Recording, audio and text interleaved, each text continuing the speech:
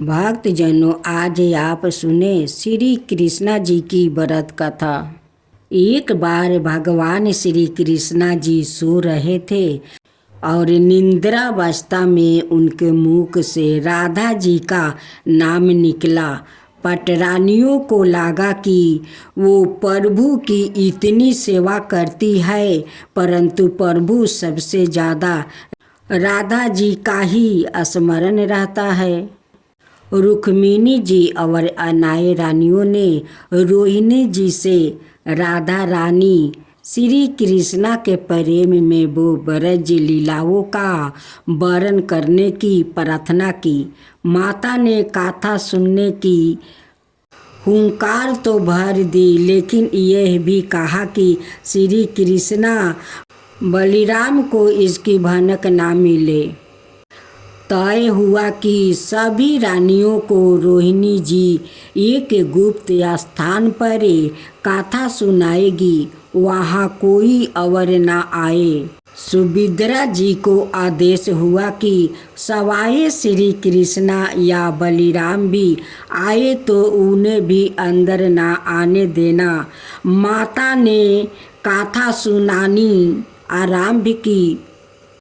सुभद्रा द्वार पर तैनात थी। थोड़ी देर में श्री कृष्णा और बलिराम वहाँ आ पहुँचे। सुभद्रा ने अंदर जाने से रोक लिया।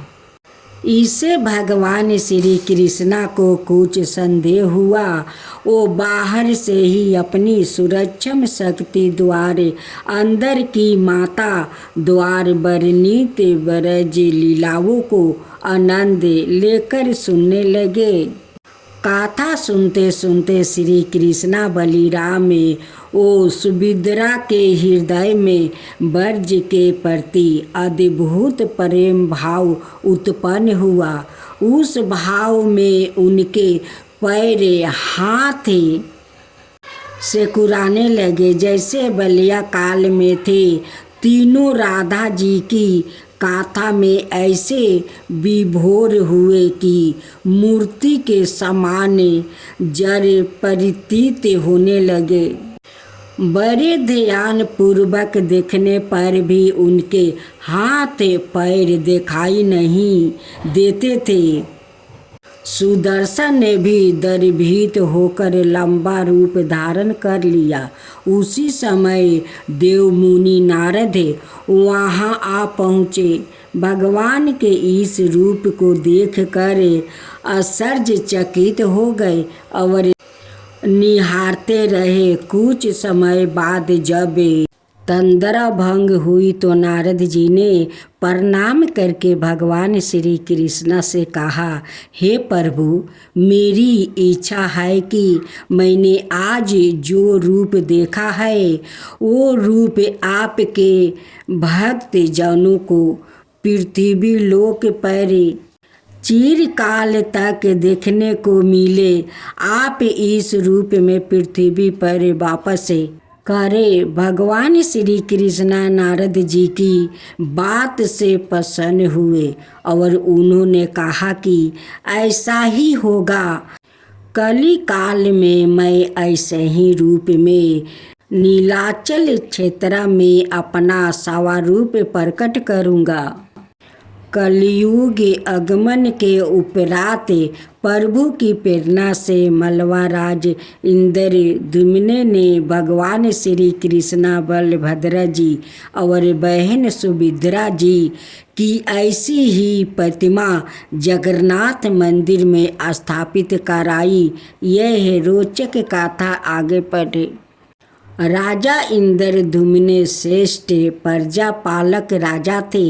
प्रजा उन्हें बहुत प्रेम करती थी। प्रजा खुशी और संतोष थी। राजा के मन में इच्छा था कि वो कुछ ऐसा करे जिससे सभी उन्हें स्मरण रखें। देव योग से इंद्रद्युम्न के मन में एक अज्ञात कामना प्रकट हुई कि वो ऐसा मंदिर का निर्माण करवाए जैसा दुनिया में कहीं और ना हो। इंद्रद्युम्न विचारने लगे, कि आखिर उनके मंदिर में किस देवता की मूर्ति स्थापित करें। राजा के मन में यही इच्छा है और चिंतन करने लगा। एक रात इसी पर गंभीर चिंतन करते सो गया। नींद में राजा ने एक सपना देखा। सपने में उन्हें एक देववाणी सुनाई पड़ी। इंद्रद्युम्न ने सुना, राजा तुम पहले नए मंदिर का निर्माण आरंभ करो, मूर्ति विग्रह की चिंता छोड़ दो। उचित समय आने पर तुम्हें सवाए राह दिखाई पड़ेगी।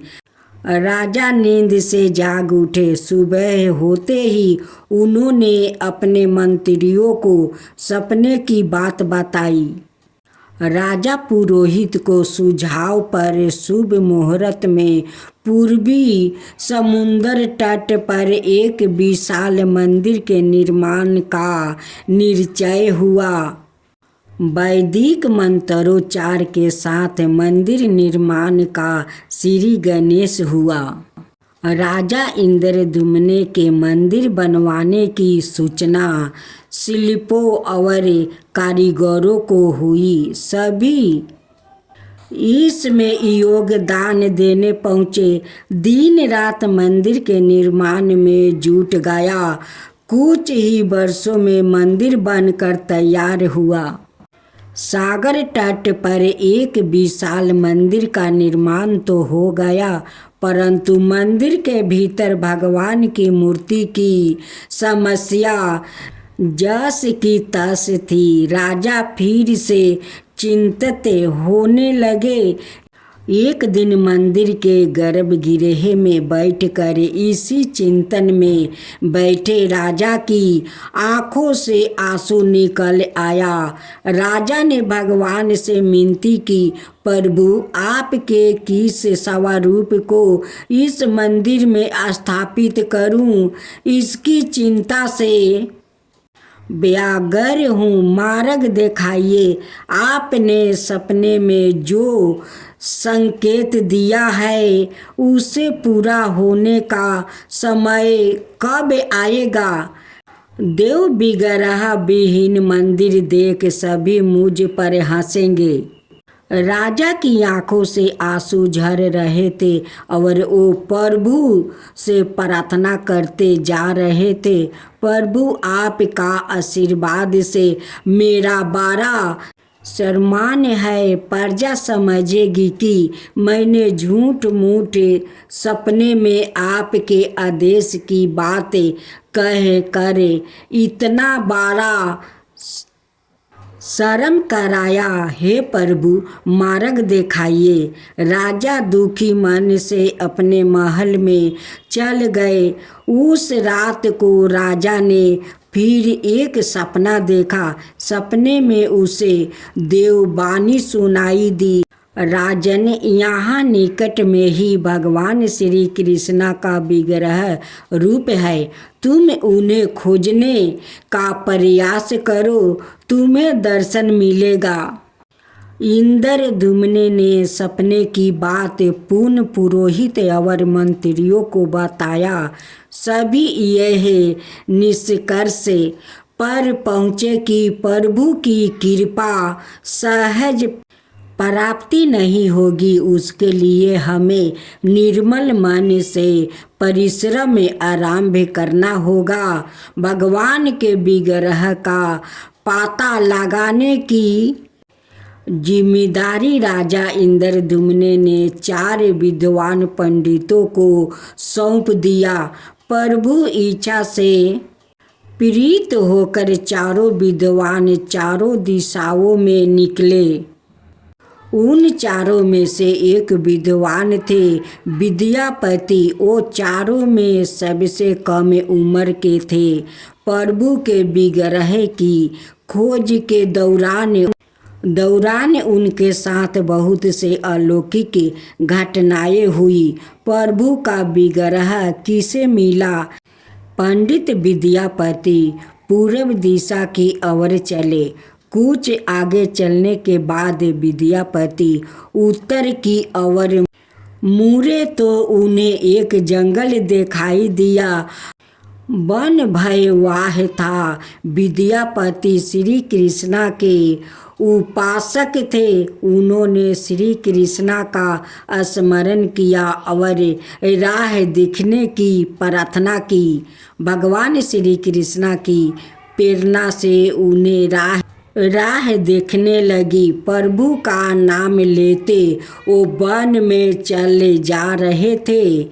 जंगल के मध्य में उन्हें एक पर्वत दिखाई दिया। पर्वत के वृक्षों से संगीत की ध्वनि सा सुरमय संगीत सुनाई पड़ रहा था। विद्यापति संगीत के जानकार थे। उन्हें वहाँ मृदंग, बंसी और करताल की मिश्रित ध्वनि सुनाई दे रही थी। यह संगीत उन्हें दिव्य लगा। संगीत की लहरियों को खोजते विद्यापति आगे बढ़ चले। वहाँ जल्दी ही पहाड़ी की चोटी पर पहुँच गए। पहाड़ के दूसरी ओर उन्हें एक सुंदर घाटी दिखा जा रहा था। भील नृत्य कर रहे थे। विद्यापति उस दृश्य को देखकर मंत्र मधुर से सफर के कारण थके थे, पर संगीत से थकन मिट गई और उन्हें नींद आने लगी। अचानक एक बाघ की गर्जना सुनकर विद्यापति घबरा उठे। बाघ उनकी ओर दौड़ता आ रहा था। बाघ को देखकर विद्यापति घबरा गया और बेहोश होकर वहीं गिर पड़े। बाघ विद्यापति पर आक्रमण करने ही वाला था कि तभी एक स्त्री ने बाघ को पुकारा। बाघ उस आवाज को सुनकर बाघ मानो खड़ा हो गया। स्त्री ने उसे लौटने का आदेश दिया तो बाघ लौट पड़ा। बाघ उस स्त्री के पैरों के पास ऐसे लेटने लगा जैसे कोई बिल्ली पुचकार सुनकर खेलने लगती है। युवती बाघ की पीठ पर प्यार से थपथपाने लगी और बाघ स्नेह से लौटता रहा। वो स्त्री वहाँ मौजूद स्त्रियों में सर्वाधिक सुंदर थी। वो भीलों के राजा विश्वावसु की इकलौती पुत्री ललिता थी। ललिता ने अपनी सेविकाओं को अचेत विद्यापति की देखभाल के लिए भेजा। सेविकाओं ने झरने से जल लेकर विद्यापति पर छिड़का। कुछ देर बाद विद्यापति की चेतना लौटी। उन्हें जल पिलाया गया। विद्यापति यह सब देखकर कुछ आश्चर्य में थे। ललिता विद्यापति के पास आई और पूछा, आप कौन है और भयानक जानवरों से भरे इस वन में आप कैसे पहुँचे? आपके आने का प्रयोजन बताइए ताकि मैं आपकी सहायता कर सकूं। विद्यापति के मन से बाघ का भय पूरी तरह भागा नहीं था। ललिता ने यह बात भाप ली और उन्हें सांत्वना देते हुए कहा, बीरबर, आप मेरे साथ चलो।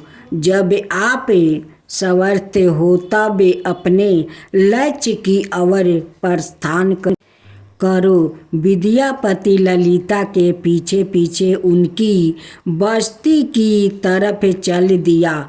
विद्यापति भीलों के प्रजा विश्वावसु से मिले और उन्हें अपना परिचय दिया। विश्वावसु विद्यापति जैसे विद्वान से मिलकर बड़े प्रसन्नता हुआ।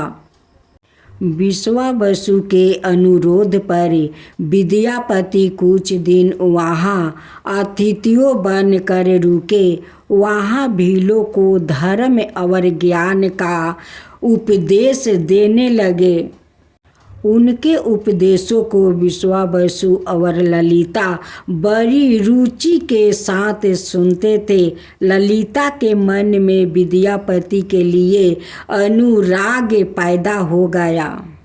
विद्यापति ने भी भाप लिया कि ललिता जैसी सुंदरी को उससे प्रेम हो गया है, किंतु विद्यापति एक बड़े कार्य के लिए निकले थे। अचानक एक दिन विद्यापति बीमार हो गया। ललिता ने उसकी सेवा खूब किया। इससे विद्यापति के मन में भी ललिता के प्रति प्रेम भाव पैदा हो गया। विश्वावसु ने प्रस्ताव रखा कि विद्यापति ललिता से विवाह कर ले। विद्यापति ने उसे स्वीकार कर लिया। कुछ दिनों दोनों के सम्मुख में बीता। ललिता से विवाह करके विद्यापति प्रसन्न तो था, पर जिस महताव पूर्ण कार्य के लिए वो आया था वो अधूरा था। यही चिंता उन्हें बार बार सताती थी। इस बीच विद्यापति को एक विशेष बात पता चली।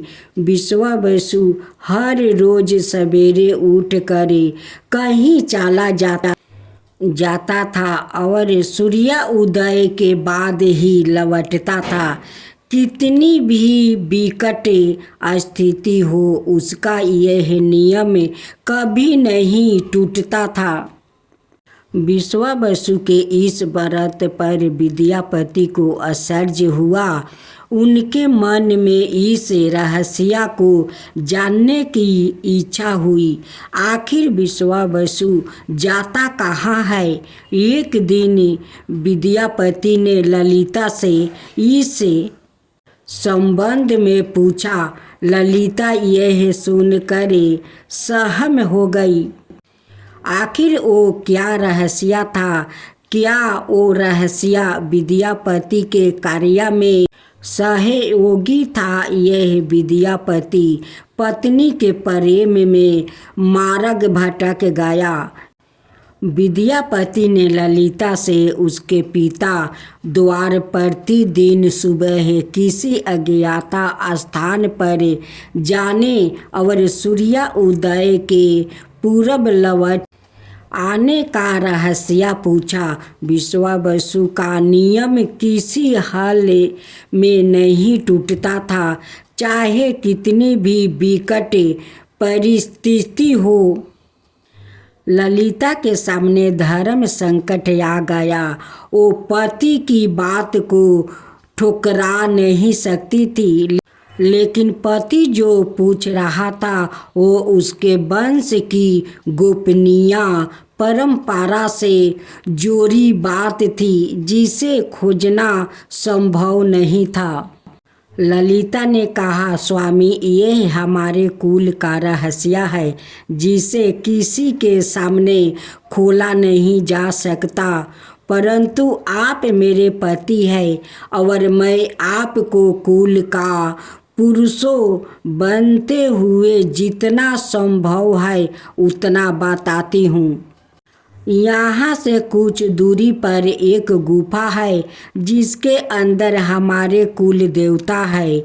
उनकी पूजा हमारे सभी पूर्वजों करते आए हैं। यहाँ पूजा निर्बंध चलनी चाहिए। उसी पूजा के लिए पिताजी रोज सुबह नित्य नियम रूप से जाते हैं। विद्यापति ने ललिता से कहा कि वो भी उनके कुल देवता के दर्शन करना चाहते हैं। ललिता बोली, यह संभव नहीं। हमारे कुल देवता के बारे में किसी को जानने की इच्छा है, यह सुनकर मेरे पिता क्रोधित हो जाएंगे। विद्यापति की उत्सुकता बढ़ रही थी। वो तरह तरह से ललिता के अपने प्रेम की शपथ देकर उसे मनाने लगे। आखिरकार ललिता ने कहा कि वो अपने पिताजी से विनती करेगी कि वो आपको देवता के दर्शन करवा दे। ललिता ने पिता से सारी बात कही। वो क्रोधित हो गया। ललिता ने जब यह कहा कि मैं आपकी अकेली संतान हूँ, आपके बाद देवता के पूजा का दायित्व मेरा होगा, इसलिए मेरे पति का यह अधिकार बनता है क्योंकि उसे ही पूजा करना होगा। विश्वावसु इस तर्क के आगे झुक गया।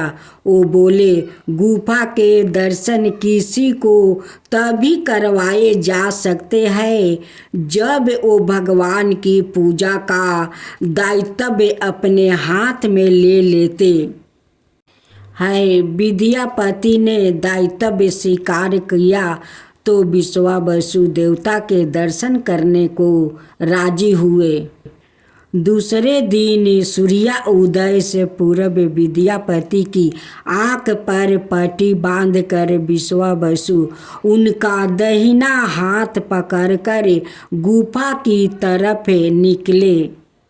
विद्यापति ने मुट्ठी में सरसों राख लिया था, जिसे रास्ते में छोड़ते हुए गया।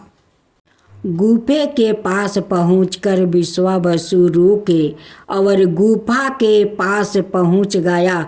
विश्वावसु ने विद्यापति के आँखों की काली पट्टी खोल दिया।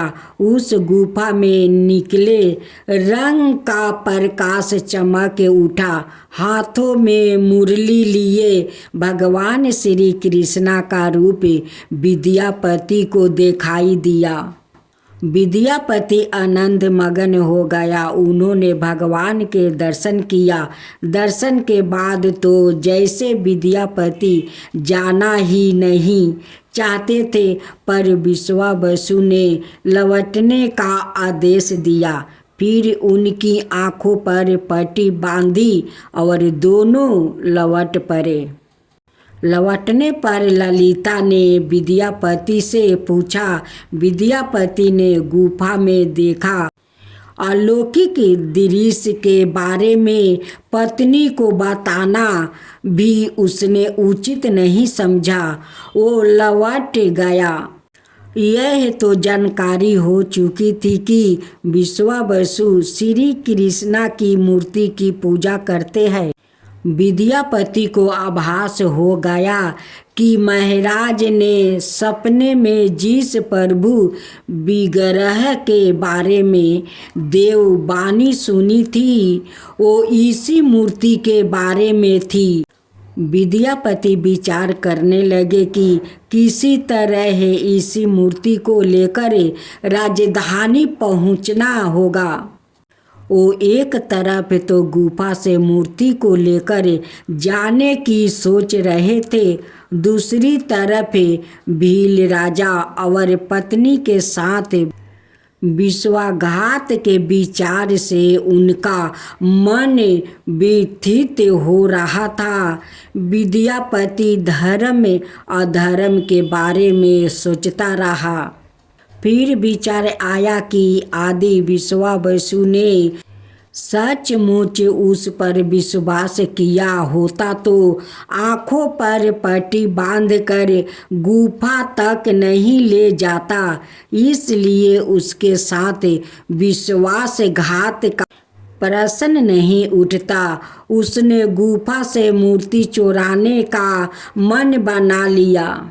विद्यापति ने ललिता से कहा कि वो अपने माता पिता के दर्शन करने के लिए जाना चाहता है। वो उसे लेकर परेशान होंगे। ललिता भी साथ चलने को तैयार हुई तो विद्यापति ने यह कहकर समझा लिया कि वो शीघ्र ही लौटेगा तो उसे लेकर जाएगा।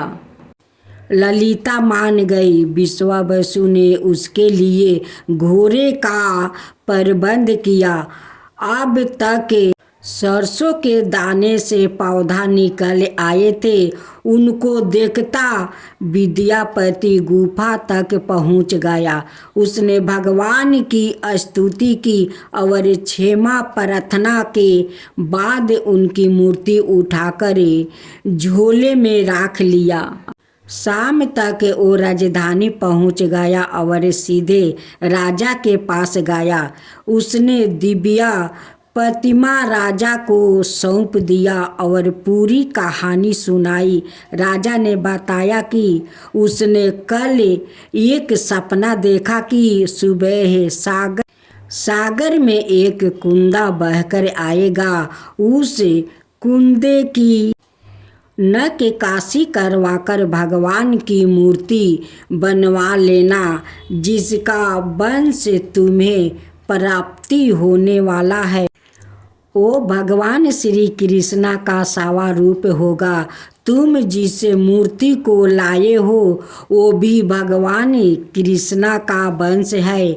दोनों आश्वस्त थे कि उनकी तलाश पूरी हो गई है। राजा ने कहा कि जब भगवान द्वारा भेजी लकड़ी से हम इस प्रतिमा का दोबारा सावा रूप बनवा लेंगे, तब तुम अपने ससुर से मिलकर उन्हें मूर्ति वापस कर देना।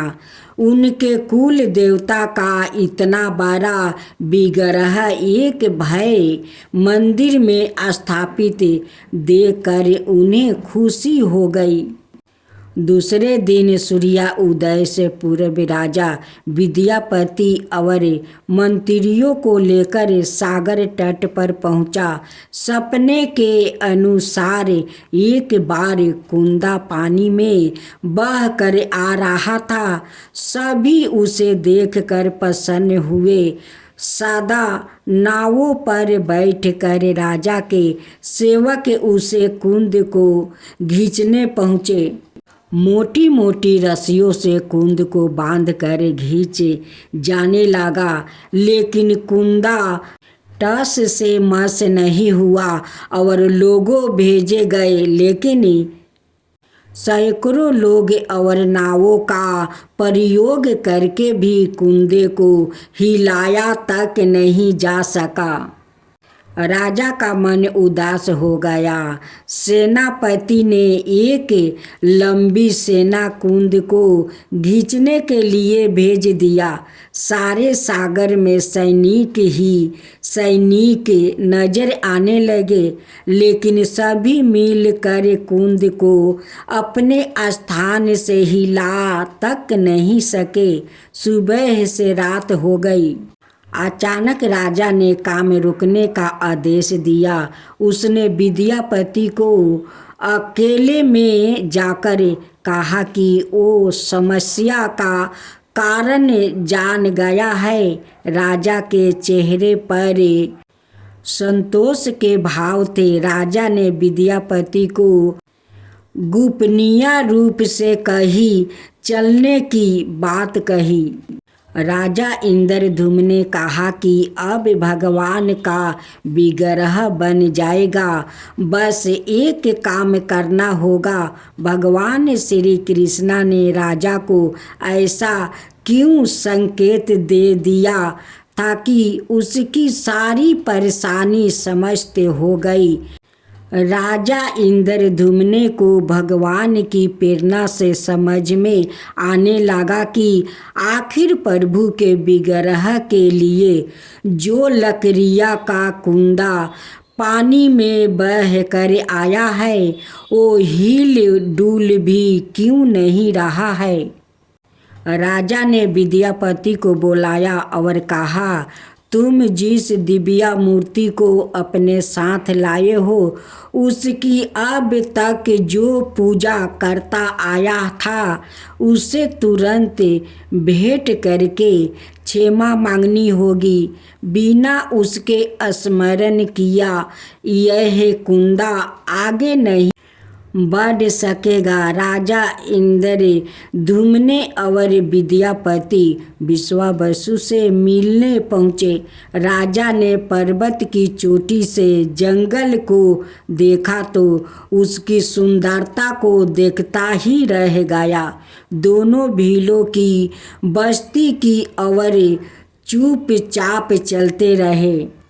इधर विश्वावसु अपने नियमित दिनचर्या के हिसाब से गुफा में अपने कुल देवता की पूजा के लिए चले। वहाँ प्रभु की मूर्ति गायब देखी तो वह समझ गया कि उनके दामाद ने ही यह छल किया है। विश्वावसु लौटे और ललिता को सारी बात सुना दिया। विश्वावसु पीड़ा से भरा घर के अंगना में पछाड़ खाकर गिर गया। ललिता अपने पति द्वारा किया विश्वासघात से दुखी थी और सवाए को इसका कारण मान रही थी। पिता पुत्री दिन भर विलाप करते रहे। उन दोनों ने अन्न का एक दाना भी ना छुआ। अगली सुबह विश्वावसु उठे और सदा ही तरह अपनी दिनचर्या का पालन करते हुए गुफा की तरफ बढ़ निकले। विश्वावसु के पीछे ललिता और रिश्तेदार भी चले। विश्वावसु गुफा के भीतर पहुँचे जहाँ भगवान की मूर्ति होती थी। उस चट्टान के पास खड़े होकर हाथ जोड़ कर खड़े रहे। फिर उस ऊंची चट्टान पर गिर गया और बिलख बिलख कर रोने लगे। उनके पीछे प्रजा भी रो रही थी। एक भील यू के भागता हुआ गुफा के पास आया और बताया कि उसने महाराज और उनके साथ विद्यापति को बस्ती की ओर से आते देखा है। यह सुनकर सब चौंक उठे। विश्वावसु राजा के स्वागत में गुफा से बाहर आए, लेकिन उनकी आंखों में आंसू थे। राजा इंद्रद्युम्न विश्वावसु के पास आया और उन्हें अपने हृदय से लगा लिया। राजा बोले, भीलराज, तुम्हारे कुल देवता की प्रतिमा का चोर तुम्हारा दामाद नहीं, मैं हूँ। उससे तो अपना महाराज के आदेश का पालन किया। यह सुनकर सब चौंक उठे। विश्वावसु ने राजा को आसन दिया। राजा ने उस विश्वावसु को शुरू से अंत तक पूरी बात बताकर कहा कि आखिर क्यों यह सब करना पड़ा। फिर राजा ने उससे अपने सपने और फिर जगन्नाथपुरी में सागर तट पर मंदिर निर्माण की बात कह सुनाई। राजा ने विश्वावसु से प्रार्थना की, भील सरदार विश्वावसु, कई पीढ़ियों से आपके वंश के आगे भगवान की मूर्ति को पूजते आए हैं। भगवान के उस विग्रह के दर्शन सभी को मिले, इसके लिए आपकी सहायता चाहिए। ईश्वर द्वार भेजे गए लकड़ी के कुंदे से बनी मूर्ति के भीतर हम इस दिव्य मूर्ति को सुरक्षित रखना चाहते हैं। आपने कुल की प्रतिमा को पुरी के मंदिर में स्थापित करने की अनुमति दो। उस कुंदे को तुम स्पर्श करोगे तभी वो हिलेगा। विश्वावसु राजी हो गया। राजा सपरिवार विश्वावसु को लेकर सागर तट पहुँचे। विश्वावसु ने कुंदे को छुआ। छूते ही कुंदा अपने आप तैरता हुआ किनार पर आ लगा। राजा के सेवकों ने उस कुंदे को राजमहल में पहुंचा दिया। अगले दिन मूर्तिकारों और शिल्पों को राजा ने बुलाकर मंत्रणा की कि आखिर इस कुंदे से कौन सी देव मूर्ति बनाना शुभदायक होगा। मूर्तिकारों ने कहा, दिया कि वो पत्थर की मूर्तियाँ बनाना तो जानते हैं, लेकिन लकड़ी की मूर्ति बनाने का उन्हें ज्ञान नहीं। एक नए विधन के पैदा होने से राजा फिर चिंतित हो गए। उसी समय वहाँ एक बूढ़ा आया। उसने राजा से कहा, इस मंदिर में आप भगवान श्री कृष्णा को उनके भाई बलभद्र और बहन सुभद्रा के साथ विराजमान करें। इस संयोग का यही संकेत है। राजा को उस बूढ़े व्याकृत की बात से सांत्वना तो मिली, लेकिन समस्या यह थी कि आखिर मूर्ति बने कैसे। उस बूढ़ा ने कहा कि मैं इस कला में कुशल हूँ, मैं इस पवित्र कार्य को पूरा करूँगा और मूर्तियाँ बनाऊँगा, पर फिर एक शर्त है। राजा प्रसन्न हो गए और उनकी शर्त पूछी। बूढ़ा शिल्पी ने कहा, मैं भगवान की मूर्ति निर्माण का काम एकांत में करूँगा। मैं यह काम बंद कमरे में करूँगा। कार्य पूरा करने के बाद मैं सवाए दरवाज़ा खोल कर बाहर आऊँगा। इसी बीच कोई मुझे नहीं बुलाए। राजा सहमत तो थे, लेकिन उन्हें एक चिंता हुई और बोले, आदि कोई आपके पास नहीं आएगा तो ऐसी हालत में आपके खाने पीने की व्यवस्था कैसे होगी। शिल्पी ने कहा, जब तक मेरा काम पूरा नहीं होता मैं कुछ खाता पीता नहीं हूँ। राजा मंदिर के एक विशाल कक्ष में उस बूढ़े शिल्पी ने सवाए को 21 दिनों के लिए बंद कर लिया और काम शुरू कर दिया। भीतर से आवाज आती थी, महारानी गुंडीचा देवी दरवाजे से कान लगाकर अक्सर छेदनी हथौड़ के चलने की आवाज़ सुना करती थी। महारानी रोज की तरह कमरे के दरवाजे से कान लगाकर खड़ी थी। 15 दिन बीते थे कि उन्हों कमरे से आवाज़ सुनाई पड़नी बंद हो गई। जब मूर्तिकार के काम करने की कोई आवाज़ ना मिली तो रानी चिंतित हो गई। उन्हें लगा कि वृद्ध आदमी है, खाता पीता भी नहीं, कहीं उसके साथ कुछ अनिष्ट तो ना हो गया हो। व्याकुल होकर रानी ने दरवाजे को धमका देकर खोला और भीतर झंकार देखा। महारानी गुंडीचा देवी ने इस तरह मूर्तिकार को दिया हुआ वचन भंग कर दिया था। मूर्तिकार अभी मूर्तियाँ बना रहा था, परंतु रानी को देखते ही वो अदृश्य हो गया। मूर्ति निर्माण का कार्य अभी तक पूरा नहीं हुआ था। हाथ पैर का निर्माण पूरा नहीं हुआ था। वृद्ध शिल्पकार के रूप में सवाए देवताओं के शिल्पी भगवान विश्वकर्मा आए थे। उनके अदृश्य होते ही मूर्तियाँ अधूरी ही रह गई थी। इसी कारण आज भी यह मूर्तियाँ वैसी ही है। उन प्रतिमाओं को यही मंदिर में स्थापित कराया गया।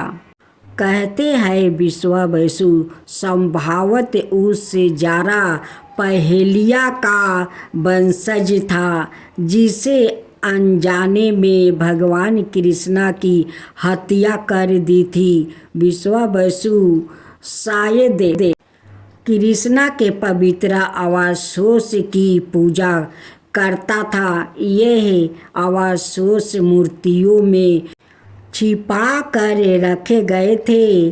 विद्यापति और ललिता के वंशज जिन्हों दैत्यपति कहते हैं, उनका परिवार ही यहाँ अब तक पूजा करता है।